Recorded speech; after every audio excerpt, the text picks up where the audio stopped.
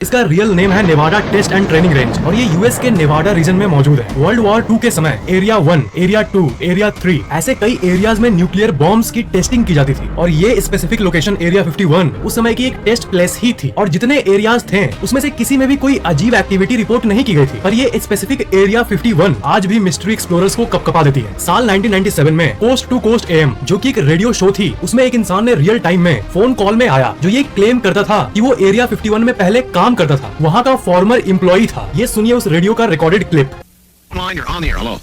Hello, Art. Yes. I don't have a whole lot of time. Well, look, let's begin by finding out whether you're using this line properly or not. Area 51. Yeah, that's right. Were you an employee or are you now? A former employee. Former employee. I was let go on a medical discharge about a week ago, and I've kind of been running across the country. Man, I don't know where to start. They're gonna they'll triangulate on this position really soon. So you can't spend a lot of time on the phone, so give us something quick. Okay. Okay. What we're thinking of as aliens are they're extra-dimensional beings that an earlier precursor of the space program made contact with. They are not what they claim to be. They have infiltrated a lot of aspects of the military establishment, particularly the Area 51. The disasters that are coming, the military, the government knows about them, and there's a lot of safe areas in this world that they could begin moving the population to now. But they're not doing anything. They are not. They want the major population centers wiped out so that the few that are left will be more easily controllable. Discharge.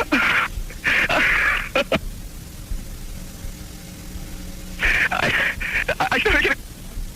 Radio show पर live ही बीच में phone call cut हो जाता है और उस अनजान इंसान का क्या हुआ ये किसी को भी नहीं पता। पर इसकी बातों पर ध्यान दिया आपने, इंटर डायमेंशनल बीइंग्स की बात की इसने। अगर आप गूगल मैप में एरिया 51 को देखोगे या फिर अपने ड्रोन कैमरे को इस जगह के ऊपर भेजोगे तो वो लोकेशन कुछ ऐसा दिखेगा। पर डू यू नो कि वहाँ ड्रोन्स अलाउड नहीं है। पर बहुत लोगों का ये मानना है कि ये just tip of the iceberg है, यानी सिर्फ झलक है। स्केप्टिक्स के हिसाब से इस जगह के नीचे एक पूरा का पूरा अंडरग्राउंड नेटवर्क टनल मौजूद है और उस एरिया पर जूम करने पर हमें ऐसे कई एंट्रेंसेस भी देखने मिलते हैं। इसमें कई दरवाजे दिखते हैं जो कि ये साफ साफ बताता है कि ये अंडरग्राउंड से कनेक्टेड है। एक इंसान है जिसका नाम है बॉब लेजार और वो ये क्लेम करता है कि वो एरिया 51 में पहले काम करता था और ये S4 नाम के एक डिपार्टमेंट में काम करता था। उसका ये कहना था कि उस डिपार्टमेंट में एलियंस की जो व्हीकल्स होती थी उनको स्टडी किया जाता था कि ये कैसे उड़ती है। जी हाँ, उसने ये कहा था कि एरिया 51 की टीम यूएफओज और एलियंस को कैप्चर करके उन पर एक्सपेरिमेंट करती थी। एलियंस यूएफओ को बिना फ्यूल के हवा में कैसे उड़ा देते थे, वहाँ की टीम इसकी जांच करती थी। उनके हिसाब से उन्होंने 1989 में ये डिस्कवर किया था कि एलियंस के स्पेसक्राफ्ट कैसे काम करते हैं। वो उनका डिटेल्ड स्टडी किए थे कई महीनों तक। उनके हिसाब से उनके स्पेसक्राफ्ट में एक ऐसा मेटल यूज किया जाता था जिसका एटॉमिक वेट है 115 जो कि अननोन था उस समय 1989 में और वो ऐसा मेटल था जिससे एंटी ग्रेविटी इफेक्ट को क्रिएट किया जाता था। इसलिए एलियंस के स्पेसक्राफ्ट बिना किसी फ्यूल के उड़ सकते थे। इंटरेस्टिंगली एलिमेंट 115 या अननपेटियम 2003 में एक्चुअल में डिस्कवर हुआ, मतलब वो एक नॉर्मल मेटल के रूप में दुनिया के सामने आया, साइंस के सामने आया। पर बात यह है कि बॉब लेजार ने इसके बारे में 14 साल पहले 1989 में ही बता दिया था। बॉब लेजार के हिसाब से एक्स्ट्रा टेरेस्ट्रियल्स यानी एलियंस धरती पर हजारों सालों से विजिट करते आ रहे हैं और आते रहेंगे। बॉब लेजार के हिसाब से जिस स्पेसक्राफ्ट की जांच वो अपने हाथों से किए थे वो धरती से 40 प्रकाश वर्ष दूर के तारामंडल से आया था। एरिया 51 के रहस्यों को और रहस्यमयी एक फैक्ट बना देती है कि कोई भी पैसेंजर एयरक्राफ्ट या हेलीकॉप्टर और यहाँ तक कि मिलिट्री एयरक्राफ्ट को भी इस एरिया के आस-पास भी नहीं भटकने दिया जाता। ड्रोन्स तो दूर की बात है और किसी भी सैटेलाइट को एरिया 51 का फोटो ऊपर से खींचना मना है। और जितनी भी आप इमेजेस इंटरनेट में या यहाँ तक कि जो फोटोज आप इस वीडियो में देख रहे हो वो सब 10 से भी ज्यादा किलोमीटर दूर पहाड़ों पर से खींची गई है हाईटेक जूम कैमरा की मदद से। बहुत लोगों का मानना है कि ये सिर्फ एक मिलिट्री टेस्टिंग जोन है जहाँ पर मिलिट्री के वेपन्स टेस्ट होते हैं और यहाँ कुछ भी मिस्टीरियस नहीं है। पर यहाँ पर एक बात देख रहे हो, इतनी रेस्ट्रिक्शंस है इस एरिया को लेकर, लेकिन आज तक वहाँ की गवर्नमेंट ये नहीं बताई कि आखिर क्यों वो ये अलाउ नहीं करते। अगर सच में वहाँ कुछ नहीं है तो फिर इतनी रोक क्यों है उस जगह को लेकर। एयरक्राफ्ट अलाउड नहीं है, सैटेलाइट्स लाइव फोटो नहीं खींच सकते, जनरल पब्लिक का उसके आस-पास भी भटकना मना है। और एक फैक्ट ये है कि एरिया 51 को ऑफिशियली एक असल जगह भी नहीं डिक्लेयर किया गया था अंटिल 2013 जब CIA ने पब्लिकली इस जगह के अस्तित्व पर हाँ कहा। रॉबर्ट लेजार नाम का व्यक्ति भी एरिया 51 के एनर्जी डिपार्टमेंट में काम करने का दावा करता है। एनर्जी डिपार्टमेंट में वो फ्लाइंग सॉसर्स यानी यूएफओ के एनर्जी को हार्नेस करते थे एक लार्ज हार्नेसर मशीन के जरिए। उनके हिसाब से 2004 में डैन बुरिश नाम का व्यक्ति भी पब्लिक के सामने आया और वो भी कई भयंकर बातों को बताया। वो ये दावा किया कि वो एलियन वायरसेस को एलियन के बॉडी से निकालता था और उसके हिसाब से उसने एक एलियन से कंप्यूटर लैंग्वेज के जरिए कम्युनिकेट भी किया था जिस एलियन का नाम था जे रॉड। और एक स्टोरी के हिसाब से वैली सजा और बॉब फ्रॉस्ट एरिया 51 में काम करते थे और उन्हें अचानक इलनेस होने लगी और थ्योरीज के हिसाब से वहाँ पर कोई बहुत भयंकर एक्सपेरिमेंट की गई थी जिसमें ये दोनों इन्फेक्ट हो गए थे और आखिर में अनफॉर्चुनेटली उनकी मौत भी हो गई थी। बाद में